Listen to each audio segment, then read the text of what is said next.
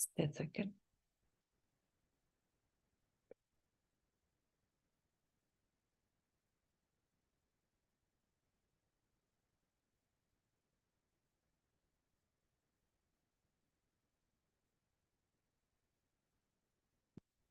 Right. So, prayer. Somebody wants to do the prayer today? Anyone? Okay. Om Guru Brahma Guru Vishnu Guru Devo Maheshwaraha Guru Sakshat Parabrahma Tasmai Shri Gurave Namaha Shankaram Shankaracharyam Keshavam Badarayanam Sutra Bhashya Krutau Vande Bhagavantau Punah Punaha Vasudeva Sutam Devam Kamsa Chanuramardanam Devaki Paramanandam Krishnam Vande Jagadgurum. So here we are again in the 9th chapter of the Gita, which is called the Rajavidya, Rajaguhya Yoga. It might seem that we have been going on in this chapter for a long time. It feels like that. But it is said that one can never finish the study of the Gita. So if anybody asks, have you finished so many chapters? You should know it's going on. Even if we finish all the 700 verses, we begin again. That's the whole thing. Chalta rahega. It's a continuous, it's a process because there is no end to it. It's a lifetime. It's a practice for a lifetime. So there can't be any end to this. Okay. So the more we listen, the more we absorb, and the greater pleasure we get. So last week, the last class, we were dwelling on this particular shloka, which is Yat karoshi, yat juhosi, yat dashnasi. Do you remember that? Such a beautiful shloka. Just revisit that fast and then come back to the present one. So we did this most beautiful shloka, which is for what we call the lazy devotee or the devotee who's too busy. Either, you can look at it either way. If I don't have time for patram, pushpam, toyam, even that little bit of dedication I do not have to Krishna, he says, Yat karoshi, yad ashnasi, yad juhoshi, dadati yat, yat tapasyasi kaunteya, tat kurushva mad arpanam. Whatever you do, karoshi, ashnasi, you eat. Ashnasi is not just eating, it's all about what you consume with your senses, the 5 sense organs. Smell, taste, touch, all that is ashnasi, because all that is being consumed. And all that is being digested also. It's not just the food that we digest. Whatever we consume from the senses, they are all digested by, by what is it being digested? Any idea? It's being digested by the prana. That is why it is called the pancha prana. The prana is not just about breathing. The prana has 5 functions. It is prana, udana, apana, vyana, samana, isn't it? If we are aware of it. So all these various pranas, the functions of the pranas is to digest, is to assimilate whatever ashnasi, whatever you consume from the world. And this prana keeps the emotions in check and the feelings and emotions, the thoughts in check. That is why when the udana prana is the one which takes care of the upper portion, the brain and other portions of the body. So when this udana prana is disturbed, the mind is also disturbed and people go into coma and all that because the udana is not working properly. The digestion in the body is disturbed when the emotions are not digested properly by the udana prana. The digestion is disturbed and the digestion is maintained by the samana prana. Everything is connected. So yadashnasi, whatever you consume from the world, offer it to me as an oblation to the sacred fire. Everything is a yajna that we have seen several times through the Gita. The Lord has specified that whatever it is, that is all, do it with the bhava of yajna. It's all a yajna which is happening. What is the meaning of a yajna? It's not just putting things in the fire. Yajna means I am not in control. Everything is being taken care of by nature, by God, by Prakriti. Tell me what am I in charge of? There is no volition at all. Whatever that really matters is I'm not in control. Thank God. If I decide, I will not breathe for 5 minutes, gone. Finish. Or if I decide I'll breathe like, 200 times a minute, gone. It's impossible. Fortunately for us, all the things that matter, nature, the sun, moon, star, sky, galaxy, the microcosm as well as the macrocosm, it is not in our control. That is yajna. Why? Because it's happening according to Dharma. It's happening according to the laws of Paramatma, laws of Brahman, laws of Ishvara. So only when in my little mind something goes wrong, that's the only adharma. The only adharma is I don't recognize the yajna that is happening all the time in and around me. Okay. So yad ashnasi, yad juhosi, whatever you bestow as a gift, whatever dana dharma I do, whatever service I do, seva I do, that is also part of the yajna. The sun, the moon, and the stars, and the wind, and the water, they don't think of, they're offering me, oh, I'm blowing air, so give me something back. No, it is just being done as a yajna. So whatever I do should also be a yajna, as a gift. And whatever austerities I perform, like whatever tapas or this class, satsang, all that has to be offered to Krishna. Tat kurushva madarpanam. Krishnarpanamastu, Brahmarpanamastu. All that has to be continuously in our consciousness. Anything else you want to share about this? Yeah, this is as far as karma is concerned, karma yoga is concerned. I'm doing something, so do it as a yajna. So we also touch lightly upon how it is when it comes to jnana, what is the shift in awareness that has to happen? We have to shift from how I'm doing it to who is doing it. You see, that's a huge but subtle jump. Jump from doership to witnessing. Who is doing it? That is the Atma Vichara Marga. That is the Marga given by Advaita Vedanta. Examine who is doing it. Is it the body? Is it my body which is doing it?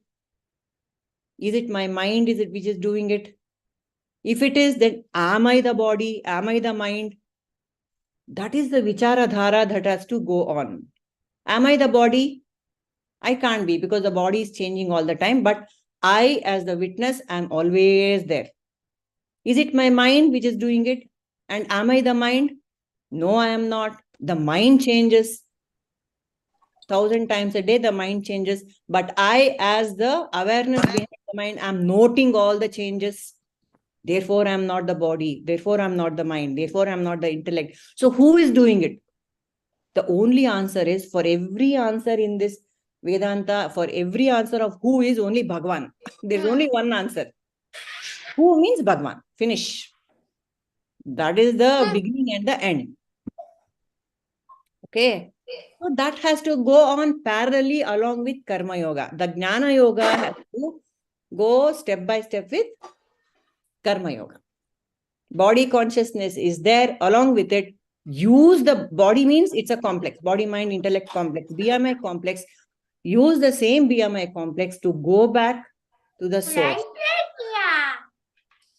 Okay, Sanvi? Okay. All right. So what happens then if we're always in this awareness? Everything becomes a prayer. The whole life is turned into a prayer. It's a beautiful shloka which gives a formula of what happens when I do whatever God is asking me to do. Give everything to this one. Okay. So in the next verse, which we are not covering actually, but it says, Krishna says to such a devotee, yadashnasi, yadjuhosi, that you give it to me, to such a devotee, that devotee will be free from karma bandhana. Free from karma bandhana. Wow. Shubha ashubha phalani mokshase, he says. I will release such a person from the phala of shubha and ashubha. Punya and papa. You can't say, no, I want to hold on to punya. He said, no, even the golden shackles are shackles ultimately. You will have to come back again to enjoy the punya karma. And then again what? The same chakkar will carry on. So this is the ultimate blessing that Krishna is giving. See, throughout the Gita, Krishna makes a lot of blessings, a lot of promises. So beautiful. We just have to be alert. So many promises he's making. He says, Shubha Shubha Phalani Mokshase. I will release you from both Punya and Papa Karma so that you don't have to come back to this treadmill again. Because once you realize that only Krishna is the doer, finish. Where is the, there is no, see, all the karma para comes with the feeling of doership, with the ownership. I am doing something. That ownership is negated, then there is no problem at all. Again, I'll be, if the ownership is negated, I will become part of the whole system, Dharma.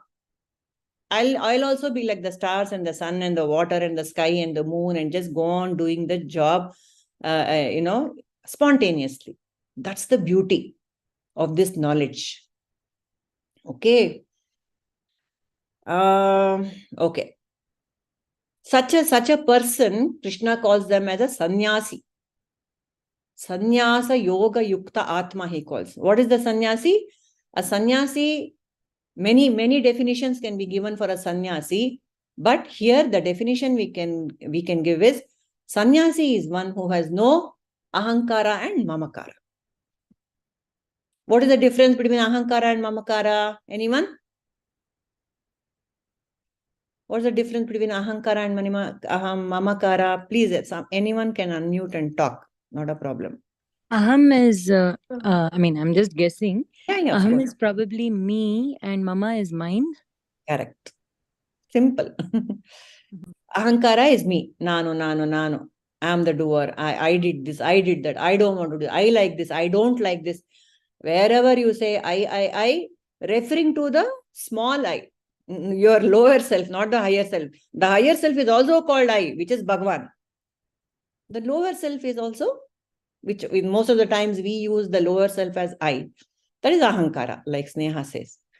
Mamakara is mine. This is mine. My family, my society, my children, all that is mamakara. So a sannyasa yukta yoga atma is one who has no ahankara, no mamakara. Everything is Bhagwan. Okay, that sense of I is completely annihilated. Okay. So even to listen to these things is, it's elevating. Maybe even if I can't get there right now, sometime. Okay. So now we come to 9.29. What do we have in 9.29? This is often a question because throughout the Gita, Krishna keeps telling, be my devotee, surrender to me. I will do this, I will do that. Only if you surrender, not in so many words, but it's implied, isn't it? If you surrender to me, if you are my ananya-bhakta, then there are a lot of caveats that Krishna gives.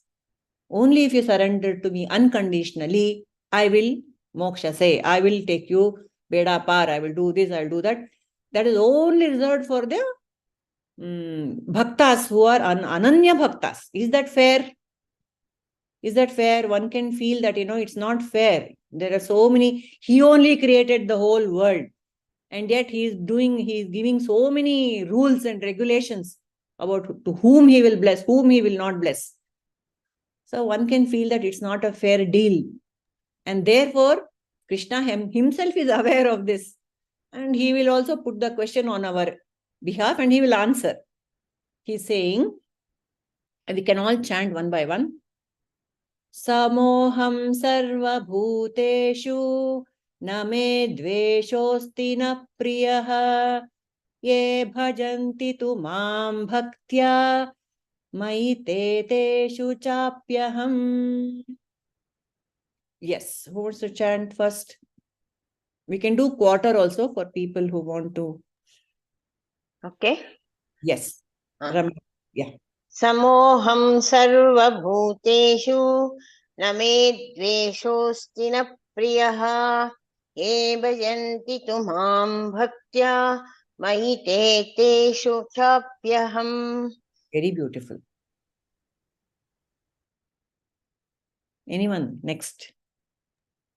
Samoham sarva-bhūteṣhu na me dveṣyosti na priyaḥ ye bhajanti tu mam bhaktyā mayi teṣhu chāpyaham. Very nice. Okay. Sneha?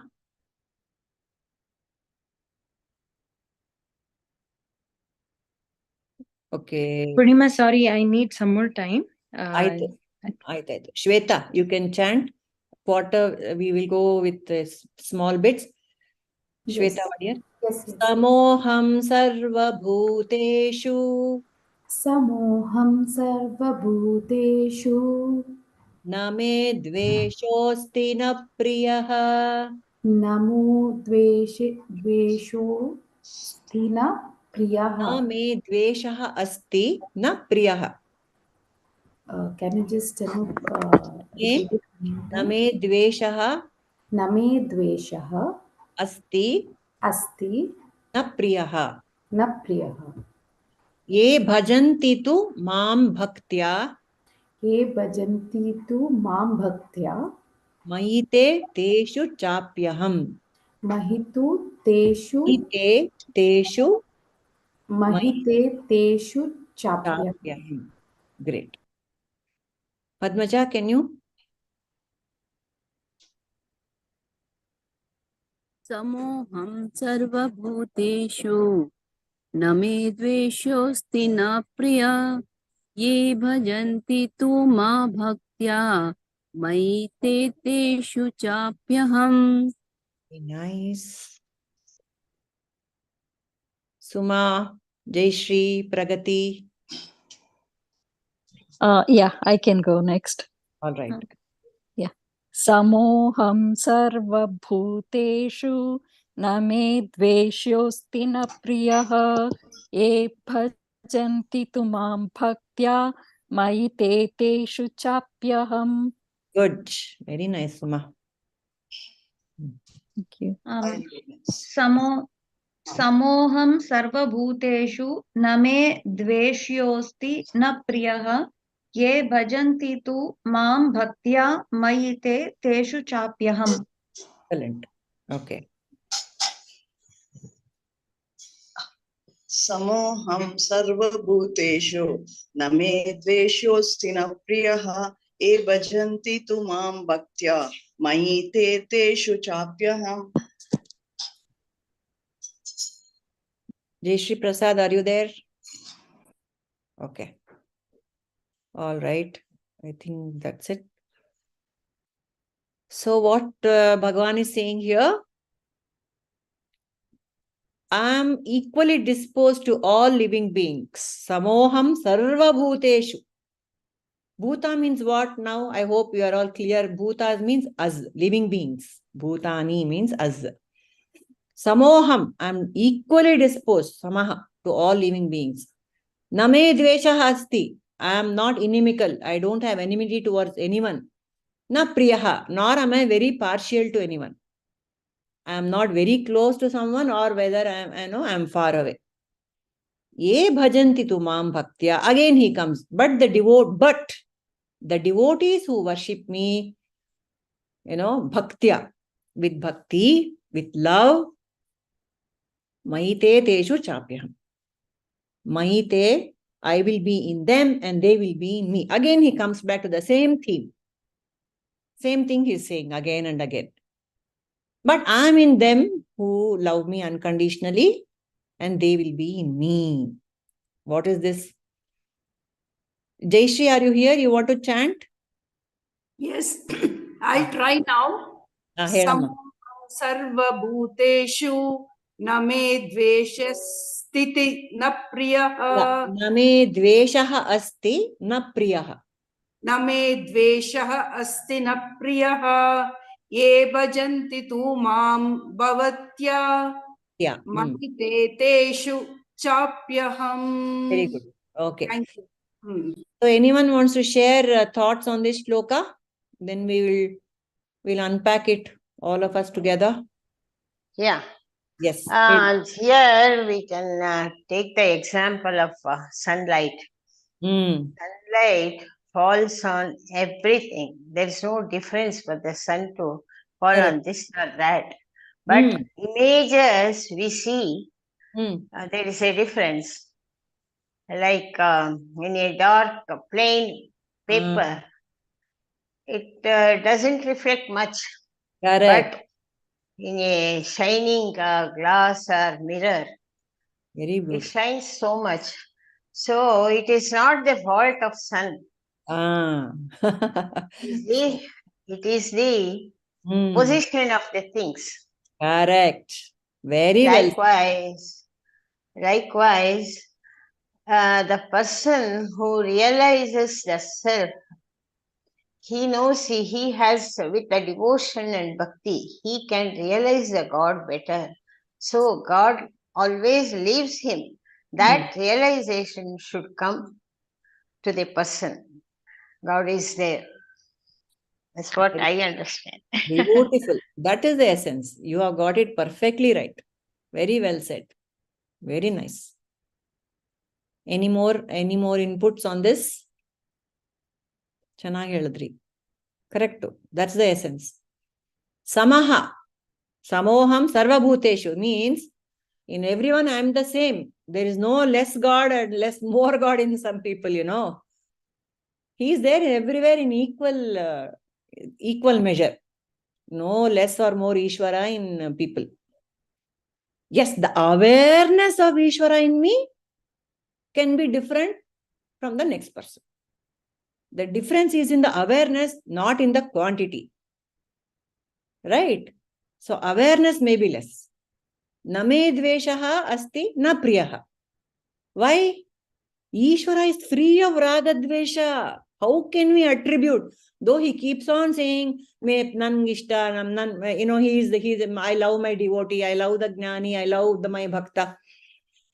But he's literally speaking, he's speaking honestly, he's free of raga dvesha. As an avatara, as a human being on earth, Krishna is saying such things. Otherwise, Saguna Brahma can say such things. But Nirguna Brahma, nothing. Even Saguna Brahma will say it just for the sake of communication. But actually speaking, he has no raga dvesha. Like Ramamani ji said, the sun has no raga dvesha. It will not say, I will shine more here and I will shine less there, because this is a papi and that is a, punyatma. No, nothing of that sort. Nature has no raga dvesha. So God also has no raga dvesha. However, so he is free of raga dvesha. There's only he. Why does God have no raga dvesha? Why? Anyone, any thoughts? Why does God have no raga dvesha? Yatakappa. Why do you think he has no raga dvesha? Anyone? Come on. He treats everybody equally. Ade, why anta? Why? I mean, there must be some quality which will make you treat everyone equally. He has no ego. He has no ego. Correct. Agreed. No raga dvesha means no ego. Right. He is the cause for production of all bhutas. So he is creating all. So he doesn't differentiate among his creations. Perfect. Correct. Correct. Like for a mother, all her children would be the same. For God, everyone is the same. Very good. Very correct. All of you are correct. For him, everything is his manifestation. There you are. Everything is his manifestation. He is like a mother. He created everything, which boils down to one crucial expression. I'm at an advantage because I know what it is. He is Atma Swarupi and he looks at everybody as Atma Swarupam, universal consciousness. Universal consciousness. Very correct. Perfectly said. All of you have put it in the perfect manner. Everything is him only. That's the thing. We close the gap. He is not looking at everything. It is he himself. He is you, he is me, he is the tree, and he is the ant, and he is the elephant, and he is the cosmos. Anoraniyana mahato mahiyana. There is nothing other than himself everywhere. So whom will he hate? Isn't it? The first shloka of Ishavasya Upanishad says, Ishavasyamidam sarvam. Okay, everything is Isha only. Idam sarvam, everything that I see and can't see, the manifest and the unmanifest, everything is Isha, everything is Ishvara. If everything is myself, whom will I hate? That is the thing. Okay, so that's the crux of the matter. He has no dveṣhyo, he has no raga, because everything is myself. That's all. There's only me. So whom should I cannot cut my nose to spite my face. So there is no this thing of hating anyone. But he says, ye bhajanti tu mam bhaktya. So the classical example, Ramamaniji gave a beautiful example, the sun. If you don't open the doors and windows of your home, even though it is light 24 hours, you will not get the light inside you. I have to open my mind and heart to allow the Ishvara to reflect in me. Beautifully said. And the classical example given in Vedanta to express this is by Adi Shankara in the Shankara Bhashya. It is given on a cold evening. Okay, those days, olden days, when sannyasis used to live in the forest, I guess it's very cold. And there at the distance, there's a bonfire happening. So you can choose to go near the bonfire and warm yourself, or you can sit far away and shiver in the cold. That is the example this Shankara gives. The fire is impartial. It will warm anyone who will come to it. The sun is impartial, the water is impartial, the rain is impartial. But it is me. So the grace is upon all of us. But we need to be open to the blessings. That's all. The doors of heaven. What happens on Vaikuntha Ekadasi? What is the metaphor? The doors of Vaikuntha are open. How many of us walk through it? It's open to all. Sinners, saints, everyone it is. Papis and Punyatmas, everyone is open. How many will walk through it? So God is impartial. So the first step I have to take, and the God will take the rest of the steps. Mayi teṣhu chāpyaham. God says, I'll be in him and he will be in me. The bhaktā will be in me and I'll be in the bhaktā. That means the gap has closed. The gap between Ishvara and Jiva has closed. That is the purpose of human life. The desire for this merger, however, has to come from the Jiva. That is the only free will we are left with. God has given us that free will. The hardest one he has given us. For the rest of it, it is all Ishvara. But at the level of the Jiva, the free will is to come here, log in at 7 o'clock and sit and listen to his words. That is the free will that God has given. The desire for merger, that mumukshatva, has to come from the Jiva. Okay. That is about this shloka. Anything else? Any questions on this? Okay. Then we can go to 30. Purnima, one question. Always I have the doubt. See, here we say that just it is a realization of God in us. But there are people who never believe in God. Never believe in science. They think always scientifically. They never trust in God is making all this. Correct. But for them, even all work, they are successful. Correct. How is it? They have a lot of They have a lot of always. punya karma with them, no? See, even scientists or people who are contributing to society without believing in the God in a very scientific manner there, and they do social service, they do seva, they feel for the poor. They do everything because their hearts are pure and they have their intellects are sharp and they have a desire to serve society. That means they have got a lot of punya karma. See, when we are born, we are Enappa? Karma yogis. They are karma yogis, but you can't call it yogi, Padmaja. A yogi is one who does it with a spirit of surrender. They are karmis. They very much take the ownership. They very much say, I did it. And they want to have a patent to their discovery. They want to have their name on the medicine that they discovered or whatever it is. They are karmis, not karma yogis. They work very hard and with the good intention also. But because when we are born on earth, we come with a credit and debit notes. We have a lot of punya and then we have little papa also. So with this, when we are born with this punya, we do a lot of good things to society. But such people, because of their pure heart and their idu, they will naturally move towards, if not in this life, later. See, God is not in a hurry. For him, the time doesn't exist. Time is only for jiva. He said, okay, you will come back to me, don't worry. If not now, next life. So, for such people who have been, like Ramamani ji described, in this life doing a lot of atheists, so to speak, naturally in the next life, they'll be born in such a condition, such an environment, such a family, that their minds will turn towards surrender and God. That is guaranteed. No problem. And they'll be born in a very beautiful conditions in the next life.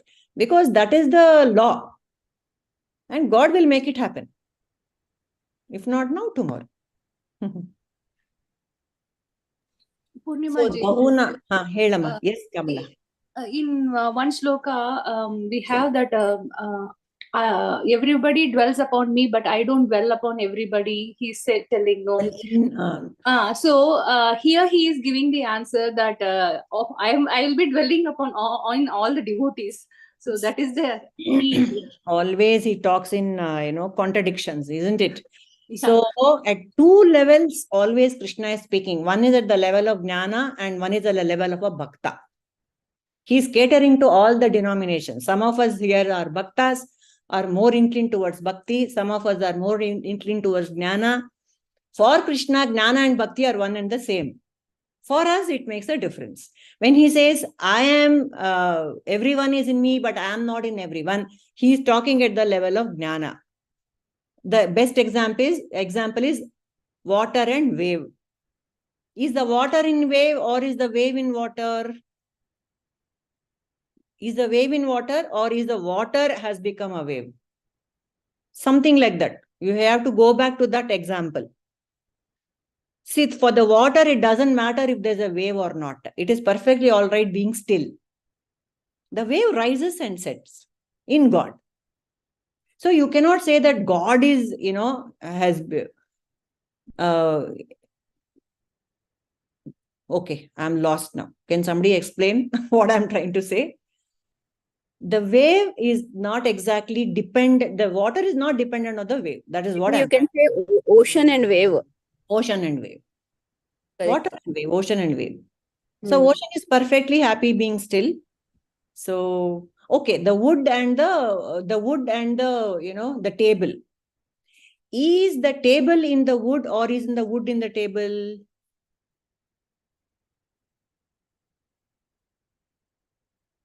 For the wood, it doesn't matter. It can be a table, it can be a spoon, it can be a cot, it can just be a tree.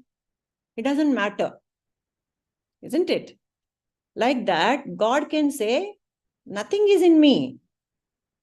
I'm not in anything, but everything is in me, in that sense.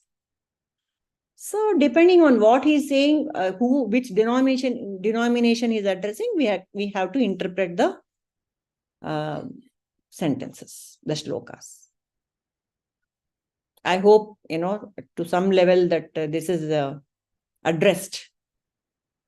Otherwise, we'll ask Prabhuji and we'll come back with a more rounded, proper answer to this. Kamala. 9.30.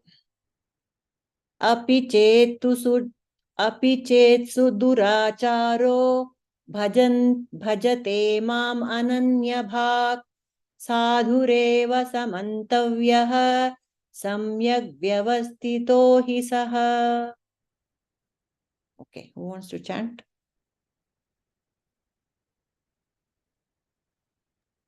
Anyone? Api chet su-durāchāro bhajate mam ananya-bhāk sādhureva mantavyaḥ samyag vyavasito hi saha. Yes. Amele? Yeah, I can go. Yeah. Api chet su-durāchāro bhajante mam ananya-bhāk sādhureva mantavyaḥ samyag vyavasito hi saha. Yes. Okay, can I go? Please. Api chet su-durāchāro bhajate mam ananya-bhāk sādhureva mantavyaḥ samyak vyavasito hi saha. Yes, vyavasito hi saha. Correct. Api chet su-durāchāro bhajate mam ananya-bhāk sādhureva mantavyaḥ samyag vyavasito hi saha. Very good. Api chet su-durāchāro bhajate mam ananya-bhāk sādhureva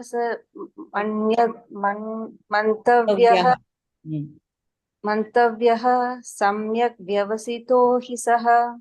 Very good. Api chetu su-durāchāro bhajate mam ananya-bhāk sādhureva mantavyaḥ samyag vyavasito samyag vyavasito hi saha. Vyavasito hi saha. Okay. Api chet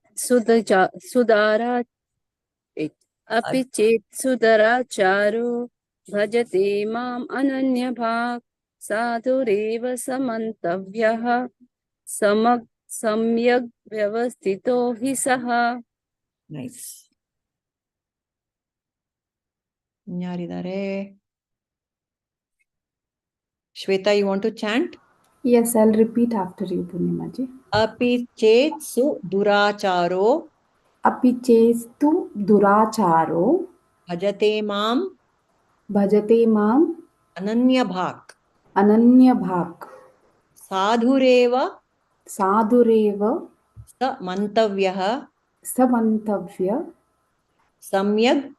samyag vyavasito hi saha. Vyavasito hi saha. Okay. Even if the vilest sinners worship me with exclusive devotion, they are to be considered righteous because they have made the proper resolve. So this is another promise. One more promise God has come up with. What does it? The major message in this shloka is, most of us are full of guilt all the time. Not all the time, several times in a day. Even though I tell myself I shouldn't be angry, I shouldn't retort, I should always respond, I shouldn't react, we make all those sankalpas, yet in the heat of the moment, we get carried away, isn't it? You feel you snap at someone. At our level, we are punyatmas only, but still on a day-to-day basis, I cannot say that my conduct is entirely exemplary all the time. Maybe I'll say something nasty to someone. Even at the surface level, in that moment, I mean it. Later, I'll feel very guilty. I'm a sadhaka. I'm a seeker of God. I'm a Krishna bhakte. How can I do this? I should always be aware. That guilt is always a part of this bhakta business. I always feel I have cheated Krishna by not following his instructions. Yes or no? Isn't it? It is a continuous manthana that's happening within me, which is correct, which is the way to go ahead, because I do something and at least the awareness follows behind, a few steps behind, a few hours behind, which is perfectly all right. But along with the awareness, the guilt also follows. For such people here, God is saying, don't worry, it's fine. And you are not the vilest sinner. He's saying even the vilest sinner, if that such person, worships me with exclusive devotion, I'll consider him as a righteous person. The moment you correct yourself, you are back on track, is what Krishna is saying. You have made the proper decision, you have the right awareness, you are back on track, and then I'm going to protect you. Isn't it? Any thoughts on this, apart from this? See, there is one more step. Yeah. Even though people are very bad in the beginning and all, if their interest is to serve people, God will help to come in his way. Correct. See, there is an example for this. Yeah. Our Thirumangai he was a dacoit. Yeah. Oh. He was looting people to give food to thousands of people. See, those who come in the way, he would attack them, take the money from them to spend on serving food. Okay. So God came in the form of an ordinary person with all jewels on his head to toe. So this Thirumangai thought, oh, some person is coming with lot of wealth. I should attack him. Then he took away all the jewels. So lastly, he has a kadaga in his ankle. So this Thirumangai went to remove that with the hand. He could not. What he did, he put his teeth with the mouth. He wanted to remove that screw. Once when he touched the feet of God, oh, beautiful. Immediately some brainstorming thinking came to his mind. See, he was totally transformed. He realized something special in him. He's not an ordinary person. Wow. So then he realized that he doing sin, so much sin, and God came to help him. Like that, in a moment, he gave away all his sins. Yes. And he turned to be an alvar, giving all the preachers, writing. He has written 1102 shlokas on God, saying about his sins, what he did, and preaching people how you should be devoted to the God. Lovely. It is the best example that even sinner can be turned to a bhakta of God. Beautiful. Very beautiful story. Very nice. Tumba chanagittu. And the similar story is of Purandaradasa, isn't it? He was also a very, very rich, prosperous businessman, and he was a miser to the core. Alva? Yes. The story of Purandara is also the same. For him, it was the one sentence by his wife which completely changed his life. Can you hear story? Sneha, do you remember? I'm not exactly aware, but yeah. Even I don't know the exact details, but what happens is he is extremely in love with his beautiful wife. And once the wife has gone to Tavarmane, she has gone to Mayi, and he misses her so much. And so in the night, he goes to her village, and you should remember those days, transport was not, it was a big deal. So he had to walk or whatever, and he had to cross rivers and all such things in the night, middle of the night. And she is in the first or second floor. And because they are all wealthy people, remember, he was very, very, very extremely rich. He was a rich trader. And so he climbs. He didn't want to disturb the household, and he would be ashamed also if people come to know that he is visiting his wife in the middle of the night. So he climbs from outside, and he reaches the window on the second floor, and he gets into her room. The wife is shocked. Instead of being thrilled to see her husband, on the contrary, she is shocked, and she is ashamed, and she is angry. And she tells him, "So much trouble you have come to see me. See this body made of flesh and blood. If only you had given that kind of effort to find God, you'd be an enlightened man," she told him. Bas, that one sentence was enough to transform Purandara. It transformed this fellow into Purandara Dasa. And we know what is Purandara Dasa done. Yeah. No, Isn't it is it other the way. story for Other Tulsidas way. also? Yeah. One nimsha. It's the Tulsidas other also way. is the same story, no? Tulsidas also same story, na?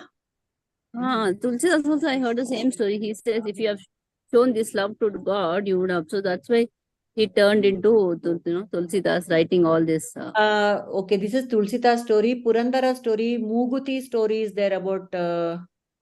Okay, No, that may be Kanakadasa actually. The Muguti story. Muguti story is Kanakadasa. Is it Tulsidas? I don't know. Yes, it is Tulsidas story. If you read it carefully, Tulsidas, one who wife says, he climbed the floor and all that. So Tulsidas wife says all this. Wonderful. Actually, Purandara Dasa. Yeah, Purandara Dasa, there is some other thing. See, God goes in the form of a Brahmin. Oh, some Muguti story is there. Purandara Dasa, the Muguti story. Place. So he doesn't have anything to eat. And this one, Purandara Dasa's wife, she's so kind. She didn't know what to do. She gives her Muguti to the Brahmin and goes back. When Purandara Dasa comes home, correct. That Muguti is not there. Why did you give him? She says she starts crying and all. Because before that, the Brahmin would go to this Purandara Dasa's place to give that away, take money to sell that Muguti. Then he gets a doubt that this is my wife's. How did he get it? He must have stolen what my wife did. He immediately goes to his wife and says, it was not there. Something happened. She wants to commit suicide. She puts that Muguti in that. Then he goes and says, "This is the same Muguti. How this Brahmin got it?" Then he realizes this Brahmin is nobody other than God. Likewise, he becomes a Dasa of God. Yes. Also, before that, this incident happens, right? Before that, one more life transforming incident happens in Srinivasa Nayaka's life. His very, very, very close friend, he will be very sick and very poor also. So Purandara refuses to shell out even 1 anna to help him. Okay. Post that he dies. That friend. Friend dies. Okay. So that also starts, that thing just, it dawns onto him, Salpa. Amel idagate. Life lessons. Yeah. Okay. So thank you. Purandara ದಾಸ ಅದಕ್ಕೆ ಹಾಡು ಹೇಳ್ತಾರೆ, ಆದದ್ದೆಲ್ಲ ಒಳಿತೇ ಆಯ್ತು, ನಮ್ಮ ಶ್ರೀಧರನ ಸೇವೆಗೆ ಸಾಧನ ಸಂಪತ್ತಾಯಿತು ಅಂತ. Very correct.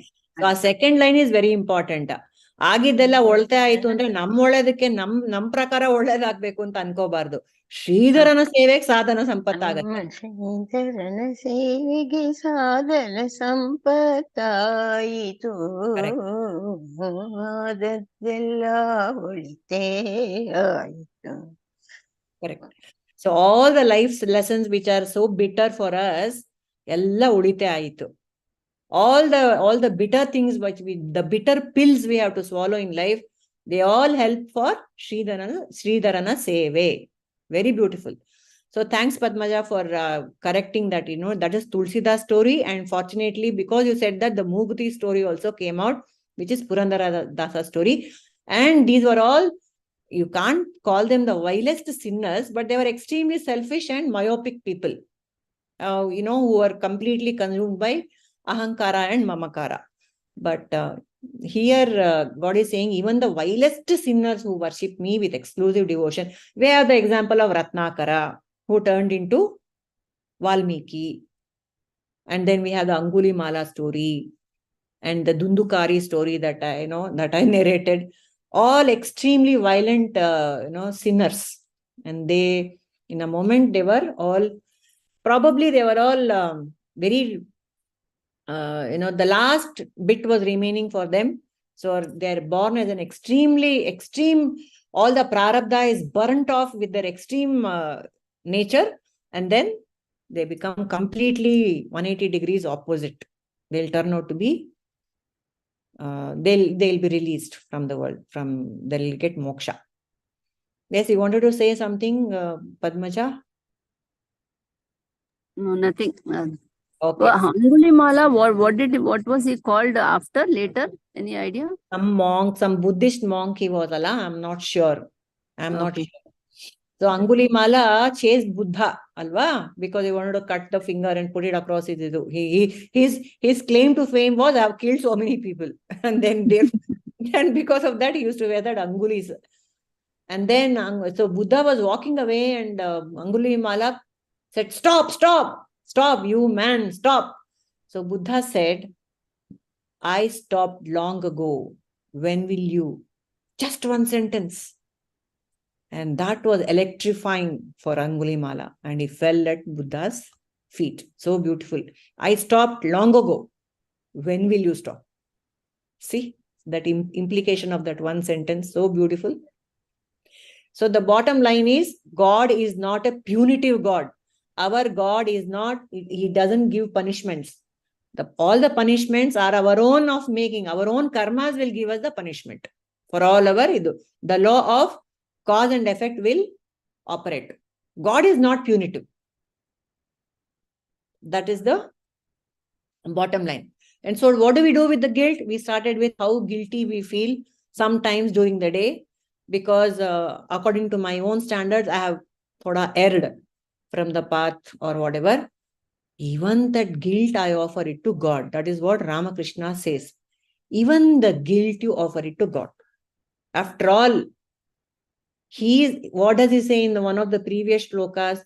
Prakrute kriyamanani gunai sarvani karmashah. There are 3 gunas that all of us have.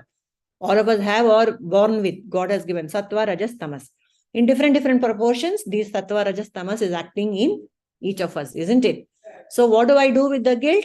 It's born out of some tamasic, some rajasic quality. So I offer it to God. Ashte.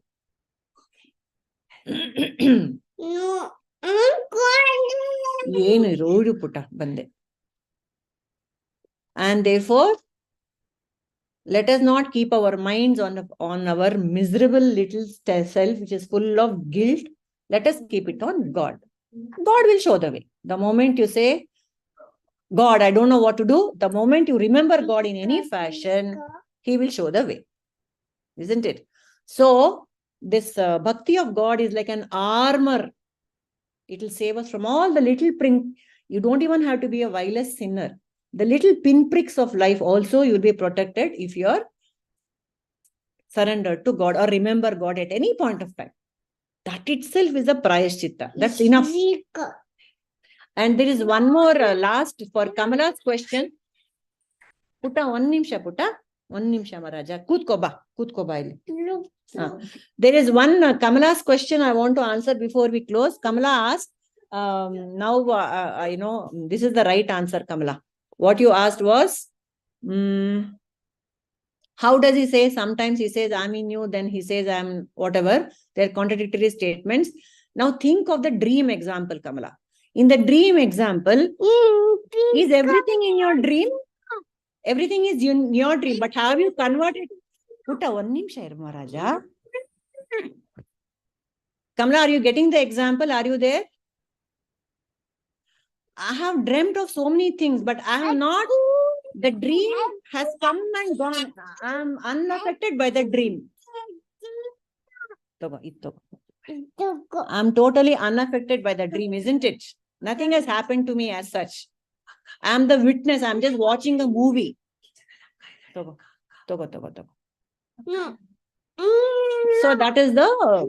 that's the answer to what God means. He is just a witness of all that is happening. Nothing matters. He is untouched. Okay? Anything else? Hello, hello. Hello. Hi, Vikrama. Ellaru hello ಹೇಳ್ತಾ ಇದ್ದಾರೆ. Tata. Have a good weekend ಅಂತ ಹೇಳ್ಬಿಡು ಎಲ್ಲರಿಗೆ. Have a good weekend. Thank you all. ಅವನ ಮುಖ background ಇದೆ. Okay. Okay, ಪುಟ್ಟ. ಟಾಟಾ ಹೇಳ್ಬಿಡು ಎಲ್ರಿಗೆ. ಆಯ್ತಾ? ಟಾಟಾ. ಬ್ರೇಕ್ಫಾಸ್ಟ್ ಮಾಡ್ತೀನಿ ನಾನು ಇವಾಗ. ಬಾಯ್.